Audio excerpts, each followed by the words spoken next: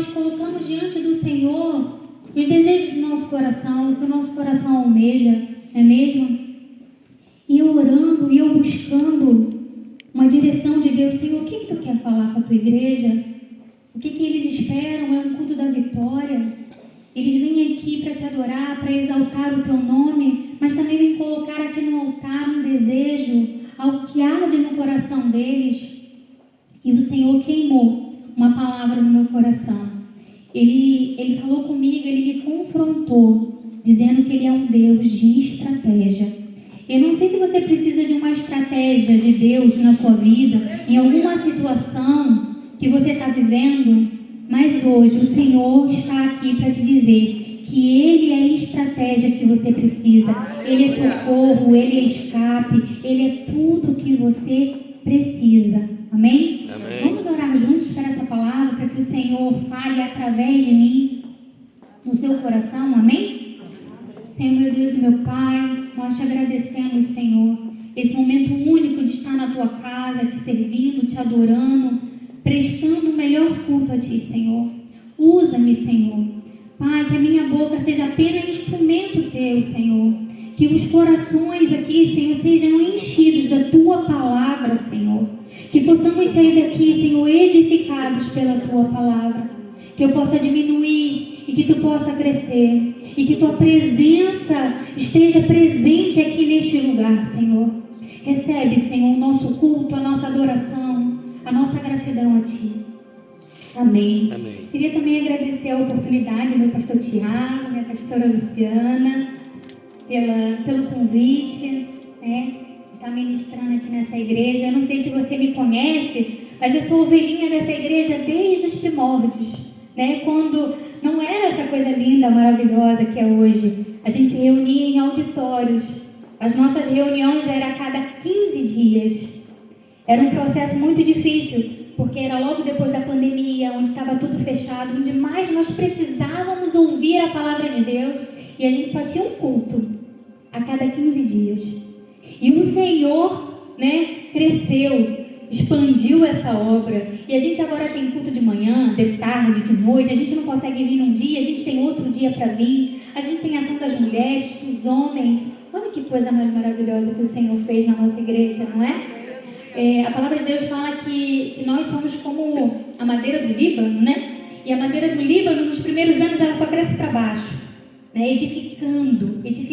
E eu creio que o tempo dessa igreja crescer, se estabelecer, enraizar, já aconteceu. Agora a gente vai crescer, vai expandir e vai ganhar todo esse território do norte. Amém? Amém. Quem crê nessa palavra? E eu queria agradecer a mídia também, que fez a arte aqui para mim. Cadê Charlene? Charlene está lá fora. Olha que arte linda que ele preparou para mim, ó. Glória a Deus pela sua vida, Charlene. Vamos lá, abre comigo o Salmo 46. Salmos 46.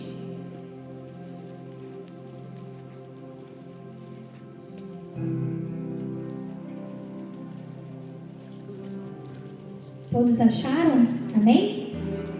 O Salmo 46 vai dizer assim: Deus é o nosso refúgio, fortaleza, socorro bem presente na angústia, pelo que não temeremos, ainda que a terra se mude, e ainda que os montes se transportem para o meio dos mares, ainda que as águas rujam e se perturbem, ainda que os montes se abalem pela sua braveza.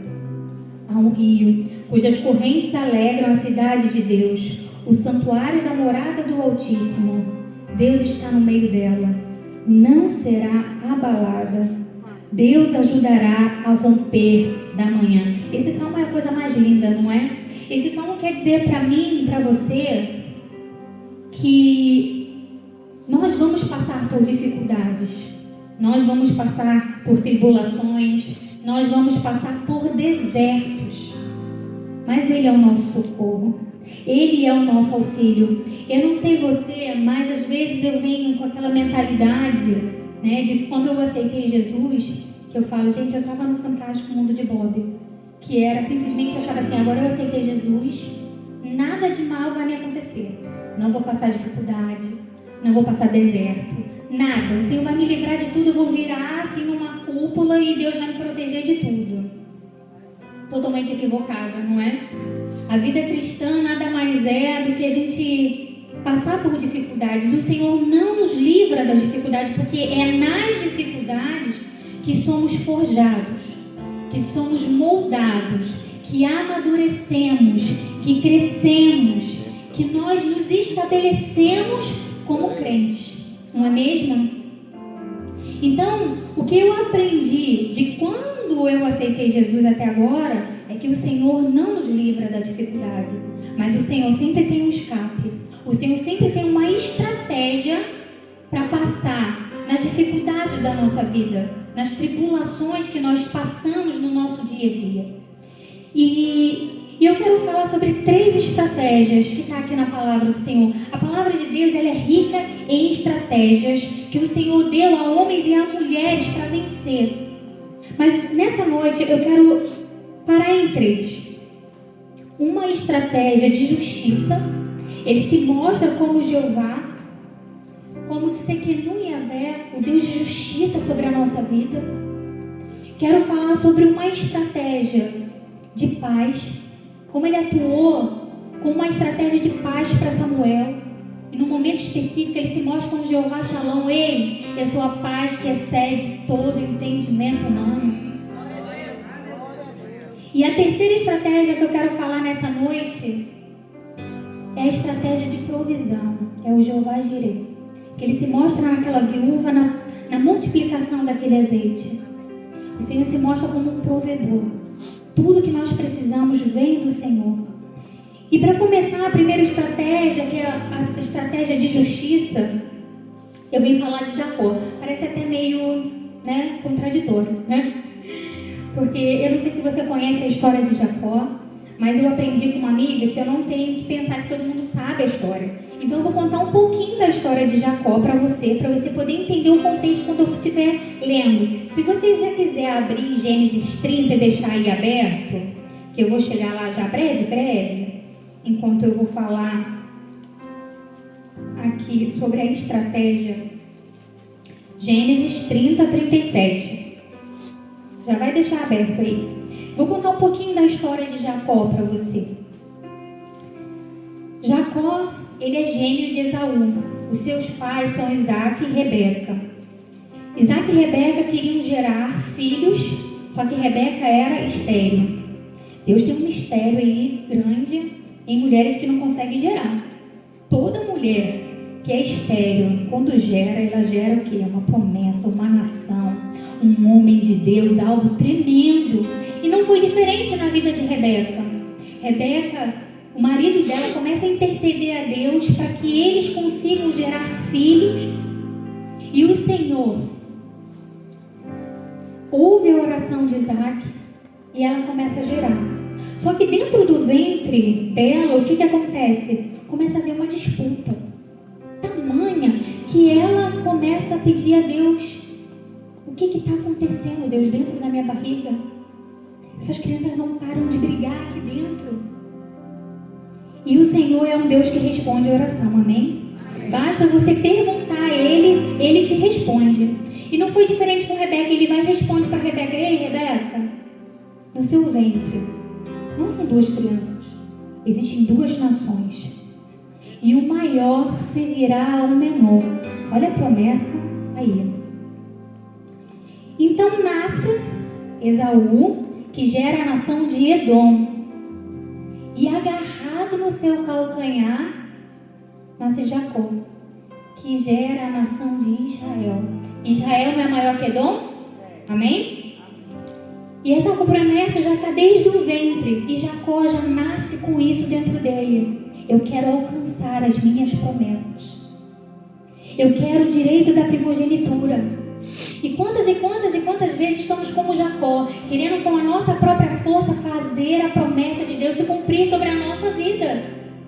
Só que entenda que toda vez que a gente tenta com a força do nosso braço, não dá bom, dá muito ruim.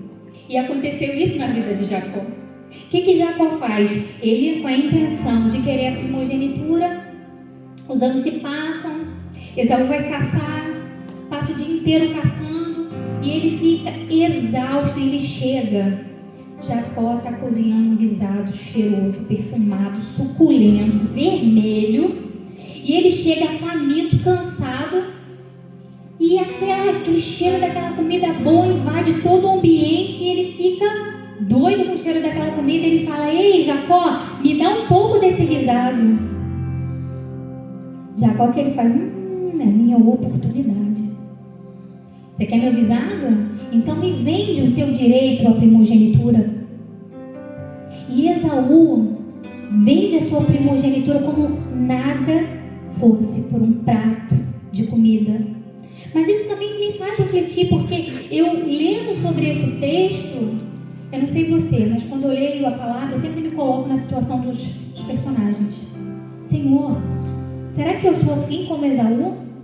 Não estou valorizando o benefício que eu tenho sobre a minha vida, que outros teriam vontade de ter e eu tenho, e eu não estou dando valor. Às vezes é seu casamento, às vezes é o seu filho que você não está valorizando.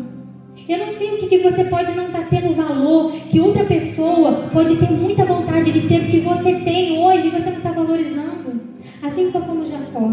Ele tinha o direito da primogenitura e ele não valorizou isso e vendeu por nada, por um prato de comida.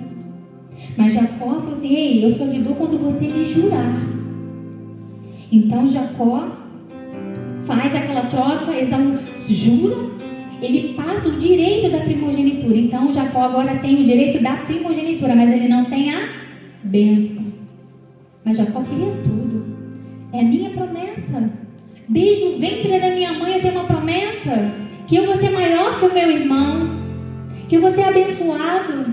E ele começa a correr atrás da bênção dele, das promessas dele, com a força do seu próprio braço. E o que acontece? Anos se passam, Isaac já está velho, quase cego, e ele chama Esaú para uma conversa. Ei, Esaú, teu pai está velho, vai caçar, prepara uma comida bem gostosa, que hoje eu vou liberar a bênção da primogenitura sobre a tua vida, antes que eu morra. Deixa eu liberar isso para você. Eu já estou sentindo que eu estou nos meus últimos momentos. E aí Esaú vai caçar, Rebeca ouve e chama Jacó. Ei, Jacó, eu ouvi teu pai falando com teu irmão. Ele vai liberar hoje a promessa. Ele vai liberar hoje a bênção sobre a vida de Esaú. E o que eles fazem? Eles tramam. Pega a roupa de Esaú para ficar com o cheiro de Esaú. Coloca pelos, porque Esaú era peludo, Jacó não era peludo. Bota pelo aqui na nuca, pelo aqui no braço. A mãe prepara uma comida de acordo com vontade, com o gosto que Isaac tinha. Tudo preparado. E Jacó entra na presença do pai e o engana. Isaac se desconfia, fica ali meio cabreiro. Olha, a voz é de Jacó, mas o cheiro é de Esaú. Os pelos são de Esaú. E ele libera a bênção sobre Jacó. Ele libera toda a bênção sobre Jacó. E aí quando Jacó sai, Esaú chega e vai de acordo com o pai. Olha, pai, está aqui, olha a comida, libera agora a bênção sobre a minha vida. E aí Jacó percebe o erro, o engano que tinha acontecido naquele lugar. Eu já abençoei. Eu já te abençoei? Não, mas eu cheguei agora. E a ira se cresce dentro do coração de Esaú e ele jura matar Jacó. Jacó o que faz? Tem que fugir sem nada. Nada, com a mão na frente e atrás, fugido com medo de morrer. Olha só, ele queria tudo e saiu sem nada. Saiu sem nada. E ele começa a ir para Padã Arã, na casa do seu tio Labão, desesperado, com medo que o seu irmão o encontre e pegue ele na metade do caminho. E ele anda e chega à noite e é uma escuridão completa. Ele não consegue mais ir porque ele não conhece o caminho à noite. Ele tem medo de ficar e o irmão o alcançar. Imagine a agonia, o sofrimento de Jacó naquele momento. Mas naquele momento ele pega uma pedra, deita e vai dormir. E ele tem um sonho. Deus fala muito através de sonhos. Muito através de sonhos. Eu tenho até uma palavra sobre os sonhos que o Senhor fala conosco. Mas isso é para outro dia.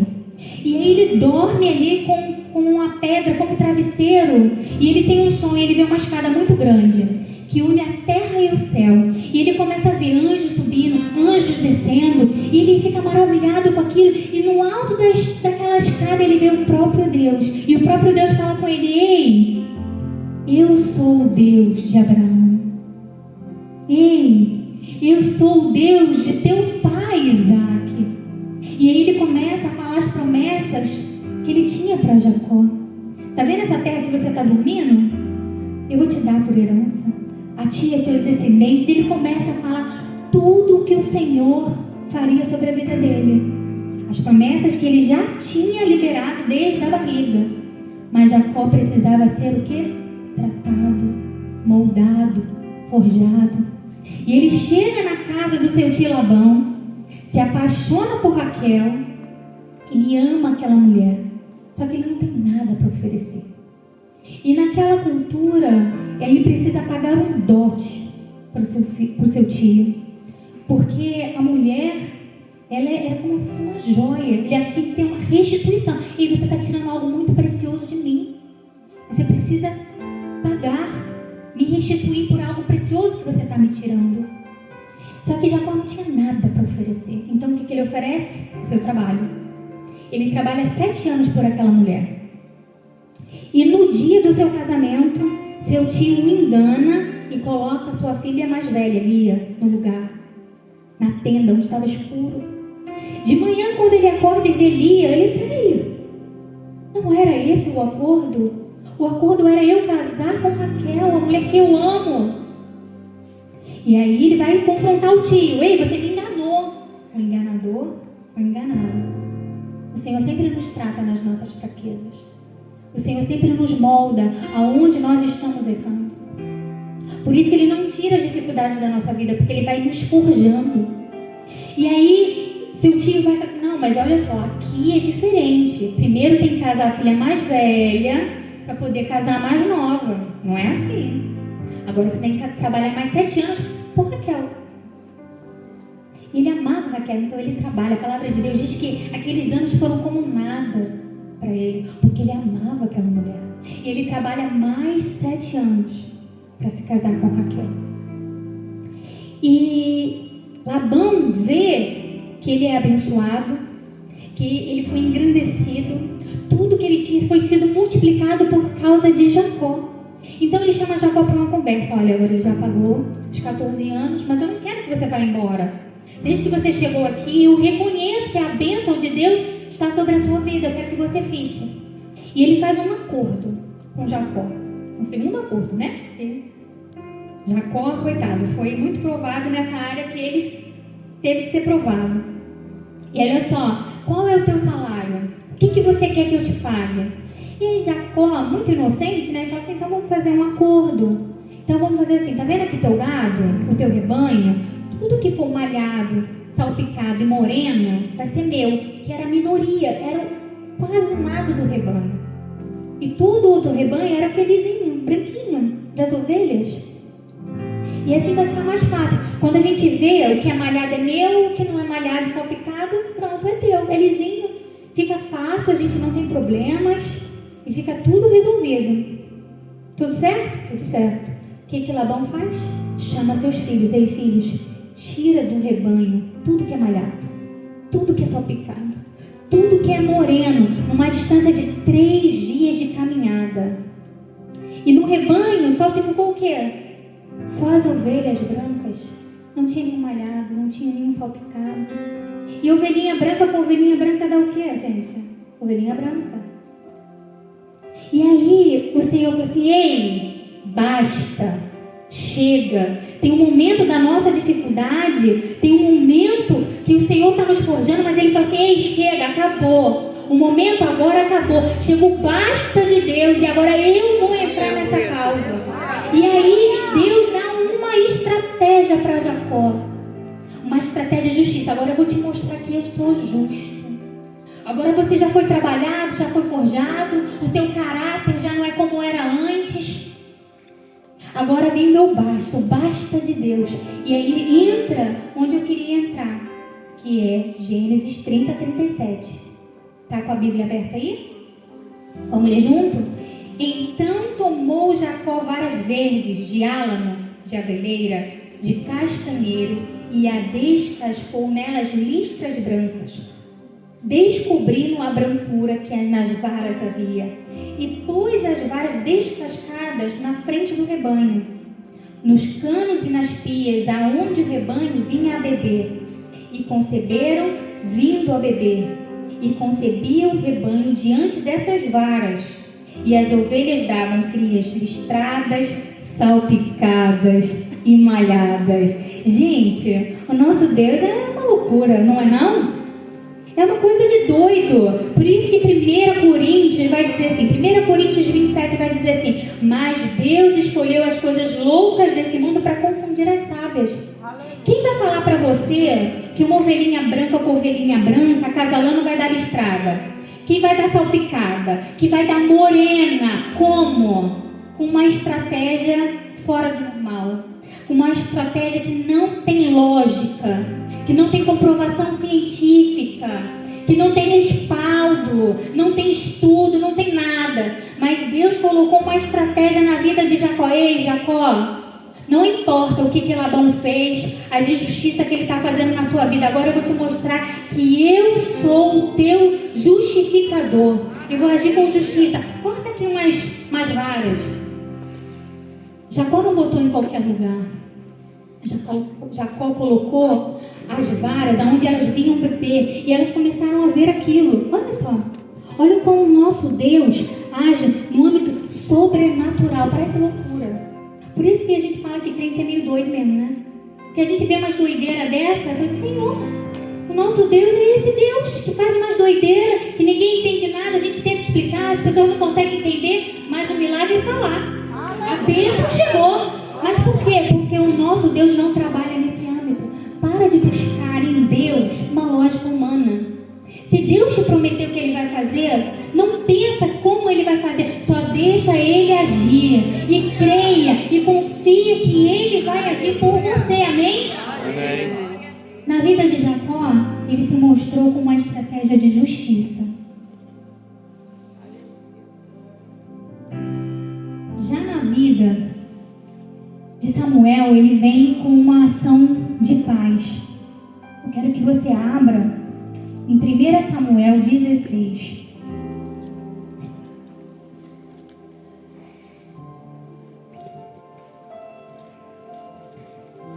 Deus dá uma ordem a Samuel. Vamos ler? Conseguiram abrir?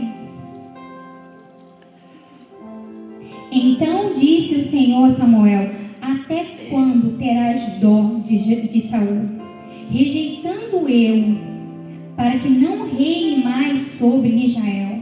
Enche o teu vaso de azeite e vem, e enviar-te-ei a Jessé, o belemita, porque dentre os seus filhos me tenho provido um rei. E aí Samuel vai falar assim para Deus: porém disse Samuel, como eu irei? Pois ouvindo Saul me matará. Vamos pausar aqui para eu poder explicar um pouquinho, caso você não conheça a história de Saul também. Vou passar muito rápido. Saul foi o primeiro rei de Israel. O Senhor levanta como o primeiro rei de Israel. Saul começa muito bem o seu reinado. O Senhor usa ele de forma grandemente. Só que no processo ele se perde. Entra o orgulho, entra a vaidade, entra a soberba. E ele começa a não querer mais ouvir ao Senhor, mas ouvir o povo. Ele queria agradar as pessoas e não se importava de desagradar a Deus, porque ele queria ficar bem com a população. E o Senhor faz um teste. Ele já tinha errado várias e várias vezes. E a diferença de Saul para Davi é que Davi, ele errava, mas ele se arrependia. Ele tirava suas vestes reais e colocava saco de pano, jogava cinza nas suas cabeças, mostrando humilhação perante a face do Senhor. Senhor, perdoa, eu pequei contra ti. Saul não. começava a tentar justificar. Não, sabe por quê? Eu sacrifiquei no lugar do profeta porque ele demorou. Eu estava desesperado, a batalha estava aqui, eu estava perdendo aqui a guerra, então eu fui lá e eu mesmo sacrifiquei no lugar. E aí Deus vai e envia um teste para Saul. Todas as vezes que Israel entrava numa guerra é porque os inimigos vinham contra Israel. Dessa vez Deus faz um teste. Agora você, Saul, vai se levantar contra os amalequitas. Você vai entrar naquela nação e vai destruir tudo. Homens, mulheres, crianças, bebês de colo, gado. Não quero nada, nem os despojos. Queima tudo, eu não quero nada. Tudo daquela terra amaldiçoada, não pode sobrar nada. Essa é a minha ordem. O que Saul faz? Vai pelejar contra os amalequitas. E ele poupa quem? Agag, o rei. Ele poupa o melhor do rebanho. Ele pega o melhor dos despojos e distribui para o povo todo feliz. E o Senhor, Saul, você não passou no meu teste. Eu te provei aqui e eu não te achei fiel a mim. E aí ele vai e fala com Samuel de noite, de madrugada, e ele fala: Samuel, eu rejeitei Saul, vai lá e agora o adverte. E engraçado, quando o Senhor está falando aquilo, Saul sabe o que está fazendo? Depois dessa guerra, ele está levantando um monumento em honra a ele. O monumento dele, no meio da nação de Israel. Tamanho o orgulho dele. Samuel vai até o encontro de Saul e espera Saul voltar dessa edificação desse monumento. E ele vai e dá o recado de Deus, falando que o Senhor tinha rejeitado e que o Senhor levantaria um outro rei muito maior e melhor do que ele, que foi Davi. E aí Deus dá uma missão difícil demais para Samuel. Ei, Samuel, agora levanta, vai até a casa de Jessé, vai lá ungir um novo rei para mim. Só que Samuel se desespera, porque ele é humano, ele é profeta, ele é homem de Deus, mas ele sente também as dores. Mas diferente de Jonas, que fugiu da vontade de Deus, vai para Nínive, ele vai para Tarso, vai na direção contrária. Não, ele coloca sobre o Senhor todo o seu medo, toda a sua angústia, toda a sua aflição. Senhor, eu quero fazer a tua vontade, mas se eu for, eu vou ser morto. Ele começa a falar com Deus ali. E Deus vem e dá uma estratégia tão simples, César, tão simples para ele, que a gente lendo assim, gente, por que ele não pensou nisso? Sabe por quê? Porque quando estamos no meio da dificuldade, no meio da dor, no meio da tribulação, a gente não enxerga nada. Nada. A solução está na nossa frente, só que a gente só enxerga a dor, só enxerga o desespero, só vê o problema, a gente só pensa no problema, não consegue ver a solução que está bem à frente. E aí Deus simplesmente fala assim, olha, continuando o 16:2, a parte B, ele vai dizer assim, olha, porém disse Samuel, como irei eu, pois ouvindo Saul, ele me matará. E então disse o Senhor, toma uma bezerra das vacas em tuas mãos, e disse, vim para sacrificar ao Senhor, e convidarás a Jessé ao sacrifício, e te farei saber o que há de fazer, e ungir-me-á a quem eu te disser. E fez, pois, Samuel o que dissera o Senhor, e veio a Belém, e então os anciãos da cidade saíram ao encontro tremendo, e disseram, é de paz a tua vinda? E ele diz, é de paz, eu vim sacrificar ao Senhor. Sacrificarei, santificai-vos e vinde comigo ao sacrifício. E santificou ele a Jessé e seus filhos, e o convidou para o sacrifício. Olha que estratégia mais maravilhosa, tão simples. Olha só, você está com dificuldade de fazer o que eu estou te mandando? Você não está vendo como realizar essa grande missão que eu estou te dando na tua mão, ungir um novo rei, o maior rei que Israel vai ter? Peraí, eu te dou a estratégia de paz, então vai lá de paz. Os anciãos chegaram tremendo na porta da cidade. Ei, Samuel, você vem de paz? Porque ele já sabia que Saul já estava vigiando, porque o reinado, Deus já tinha falado que tinha tirado o reinado dele. Imagina a pressão que eles estavam sentindo. Você pode estar assim nessa noite, desesperado por uma situação e não consegue ver o problema, assim como foi com Agar. Agar também tinha a solução do problema na frente dela, mas ela estava cega. Abraão despede Agar e seu filho com pão e um odre de água. E eles andam errantes pelo deserto. E no meio daquela andança deles, a água acaba. Agar se desespera. E ela se distancia do filho, uma distância de um tiro de flecha. Porque ela falou: eu não quero ver o menino morrer. Eu não quero presenciar isso. E ela começa a chorar e falar. E a palavra de Deus vai dizer que o Senhor escuta a criança, não escuta Agar. Mas Deus vem falar com Agar, não vem falar com a criança. E o anjo do Senhor vai até ela e abre os olhos dela. Olha que coisa tremenda. Tira a venda que está nos olhos dela e ela vê um poço que estava bem diante dela. Mas pelas dificuldades, pela dor, pelos problemas, ela não conseguia ver a solução que estava bem em frente a ela. E o Senhor então tira a venda. Eu declaro que nessa noite os seus olhos vão ser tirados vendas e você vai ver a solução que está bem diante de você e você não consegue ver nessa noite. Aleluia. Glória a Deus. E Agar bebe aquela água, ela vê e tudo é transformado porque tinha um Deus ali com ela. Assim como foi com Samuel, que ele conseguiu cumprir o chamado dele em paz. Deus se mostra para Samuel como Jeová Shalom. Você está achando difícil o que eu estou te dando nas tuas mãos? Peraí que eu vou te dar uma estratégia de paz. Você vai conseguir fazer isso tranquilamente, sem problema nenhum, sem risco de morte para você, Samuel. Mas você pode dizer para mim nessa noite, você, Bárbara, mas a estratégia que eu preciso não é de justiça. A estratégia que eu preciso não é de paz. A estratégia que eu estou precisando nessa noite é de provisão. E eu quero que você abra comigo em 2 Reis 4, caminhando para o final. Falei que era 3 estratégias.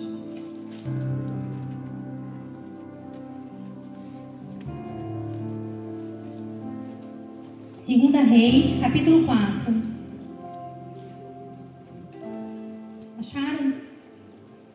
E o texto vai dizer assim: e uma mulher das mulheres dos filhos dos profetas clamou a Eliseu, dizendo: meu marido, teu servo, morreu. E tu sabes que o teu servo temia ao Senhor. E veio o credor a levar-me os meus 2 filhos para serem servos. E Eliseu lhe disse: que hei eu de fazer? Declara-me o que tens em casa. E ela disse: tua serva não tem nada, senão uma botija de azeite. Então disse ele: vai, pede para ti vasos emprestados a todos os teus vizinhos, vasos vazios, não poucos. Então entra e fecha a porta sobre ti e sobre teus filhos, e deita o azeite em todos aqueles vasos, e põe à parte o que tiver cheio. E partiu, pois, ele, e fechou a porta sobre si e sobre seus filhos, e eles lhe traziam os vasos, e elas os enchiam. 6. E sucedeu que foram os vasos, disse o seu filho: traga-me ainda mais um vaso. Porém ele disse: não há mais vaso nenhum. Então o azeite parou. Deixa aberto que ainda vou ler mais um pouco. Alguns historiadores, estudiosos da palavra, diz que o marido dessa viúva era um homem chamado, eu apontei aqui o nome dele, agora me falhou aqui a memória. Obadias, lembrei. Era Obadias. Obadias, ele era mordomo do rei Acabe. Ele era mordomo do rei. E Obadias, ele escondeu mais de 100 profetas na época que Jezabel perseguia e matava os profetas. Ele, além de esconder, ele sustentou aqueles mais de 100 profetas naquele período. E um motivo das dívidas dessa mulher é por conta disso, porque aquele homem deu a sua vida, arriscou a sua própria vida, porque ele era mordomo do rei. Ele escondia os profetas em cavernas, em covas, protegendo aqueles homens, profetas da nação, contra a ira daquela mulher que queria destruir todos os profetas de Israel. E aquele homem vem a falecer, e aquela dívida se torna da mulher. E naquela época, quando você não tinha como pagar, eles tiravam seus bens, mas também tiravam seus filhos. Eles serviam como moeda, eles vão servir como escravos. E aquela mulher entra em desespero, e ela vai até o profeta, um homem de Deus. Quantas e quantas vezes a gente precisa ir a um profeta para pedir uma direção de Deus, um homem de Deus para nos conduzir e nos orientar em momentos de grande aflição, de grande dor. Então o Senhor usa Eliseu como uma estratégia de provisão. Ei, o que você tem em casa? Ela começou a pensar, meu Deus, eu não tenho nada. Não, peraí, eu tenho uma botija de azeite. Então, tu tem a botija de azeite, então é esse azeite que Deus vai usar. Então vá no teu vizinho e pede pote. Começa a pedir pote. Fiquei pensando, Senhor, como que vai pedir pote, gente? Se nessa geração ninguém devolve pote. Tupperware, se tu empresta um Tupperware, ele não volta. Aquela mulher está endividada, não tem como pagar ninguém, ainda vai pedir emprestado, Senhor. Essa estratégia aqui, Senhor, não estou conseguindo entender não, Deus. Que pensa comigo. Não é, gente, ou acontece só comigo lá em casa, que tu empresta um potinho e ele nunca mais volta. O nosso Tupperware, vou te passar uma estratégia, mas não passa pra ninguém não, que eu vou patenteá-la, que eu vou ficar muito rica com essa estratégia. Tu pega aquele pote de gelado, de sorvete, que acabou o sorvete, tu lava ele e guarda. Ah, mas eu não gosto de usar aquilo na minha casa não, na minha geladeira eu abri aquele pote de sorvete. Não, tu não vai usar ali, tu vai deixar guardado. Pra quando a visita chegar e sobrar as coisas, assim, leva um pedaço de bolo, leva um pedacinho aqui da torta. Aí tu, de vez de pegar teu Tupperware, tu vai pegar o quê? O pote do geladinho. Olha, não precisa devolver, pode levar. E assim você não perde teus potinhos. Já fica guardada a dica. Hashtag fica a dica. E aí aquela mulher começa a pedir potes e potes e potes. E aí eu fiquei pensando, ela era uma crente que não era uma crente ilha. Quantas e quantas vezes nós somos uma geração ilha? Que a gente não faz amizade com os vizinhos, não faz amizades onde a gente trabalha, a gente não tem amigo, a gente está na fila do banco e está assim no telefone, respondendo a mensagem, resolvendo a vida, pagando conta. Não fala com ninguém, nem na frente nem atrás. Mas aquela mulher precisou da ajuda dos seus vizinhos. E se ela fosse uma crente ilha, que não tinha relacionamento com ninguém ao seu redor, vivia só para ela e para os seus, ela não conseguiria viver o milagre, porque o Senhor usa pessoas. O Senhor usa pessoas que estão à nossa volta. Às vezes o que está impedindo o agir de Deus na sua vida é porque você está se fechado em si, na sua própria vida. Não quer perder tempo, não quer receber. É trabalho. Ai, isso dá muito trabalho, gente, não quero não. E minha vida é muito corrida. Mas se aquela mulher fosse uma mulher ilha, ela não tivesse relacionamentos com os vizinhos, quem ia emprestar para ela? Ela tinha um bom relacionamento, porque ela mesmo devendo conseguiu pegar emprestado. É ou não é? Então, crente, faça amizades. Tá na fila do banco, começa a falar de Jesus. Vai ter um culto lá na minha igreja. O Senhor cura, liberta, transforma. Ele é o único caminho, a verdade e a vida. Não há outro caminho sem ser Ele. Começa a falar. Começa a se relacionar com as pessoas que estão ao seu redor. E aí ela faz exatamente o que o profeta, o homem de Deus, direcionou. Quantas e quantas vezes a gente recebe uma orientação do nosso pastor, da nossa pastora, uma direção que Deus deu a eles, e a gente não obedece? E a gente quer viver milagre? Aquela mulher não entendeu nada. Como é que eu vou pegar pote emprestado? Eu só tenho uma botija de azeite. Para que eu vou ter que pedir muitos potes vazios? Já tem um azeitezinho já ali para forrar o fundo? Não, vazios. Ela entra na sua casa, fecha essa porta, ela começa a pedir o filho dele. Ei, traz um pote. Ela começa a encher.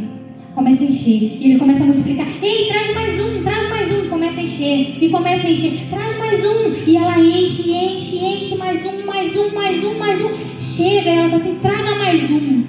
Aleluia. E aí o filho fala assim, acabou os potes. Não, o azeite parou. O azeite só parou quando não tinha mais vaso para estar.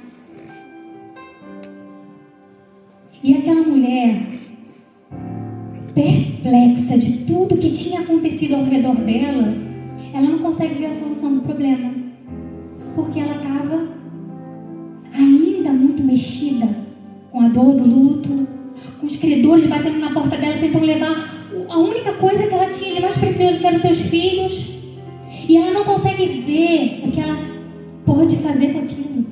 Então ela volta para o profeta. Ei, profeta, então, aqueles potes, peguei emprestado, encheu tudo, está tudo cheio de azeite. O que eu faço agora? E agora? Nem sei o que eu faço da minha vida. E aí o profeta dá a última direção, uma estratégia de Deus, de provisão, de sustento. Ele se mostra como Jeová Jirê na vida dela. Olha, vai, vende esse azeite, paga a tua dívida e vive do resto.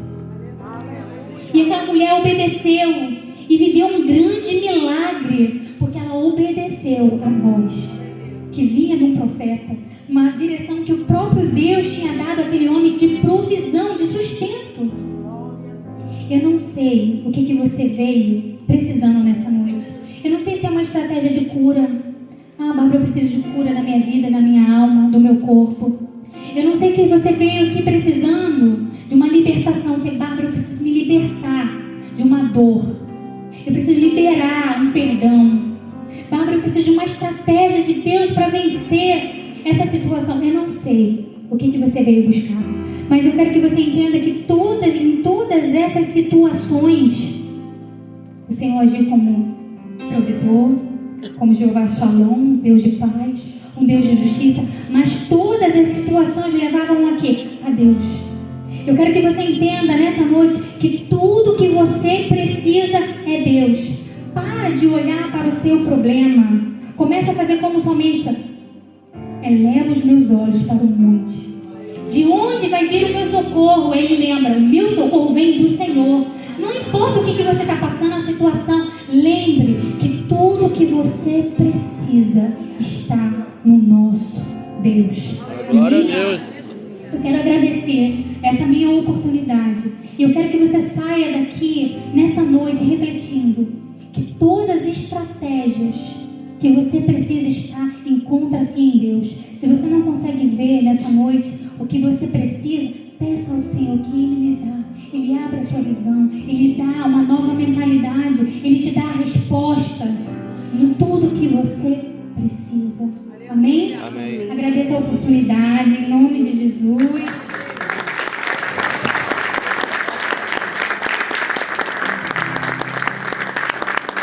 Glória a Deus por essa palavra.